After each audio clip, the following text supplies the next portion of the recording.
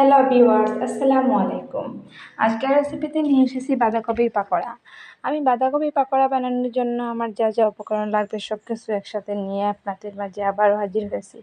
এই তো আমার বাঁধাকপিটা আমি ধুয়ে নিচ্ছি পানিতে, ভালো করে বাঁধাকপিটা ধুয়ে নিব।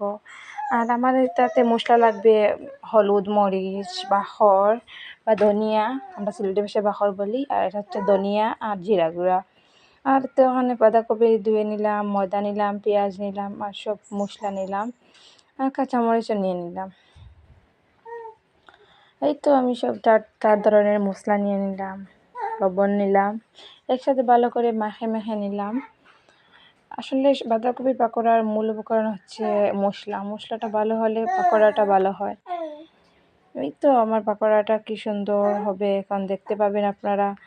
আমি তেলের মাঝে এগুলো ভেজে নিলাম। এই তো একটা একটা করে ভালো ভালো করে ভেজে নেব। কি সুন্দর পাকোড়া হয়েছে, অবশ্যই আপনারা ট্রাই করবেন আর আমার চ্যানেলটা সাবস্ক্রাইব করবেন। আসসালামু আলাইকুম।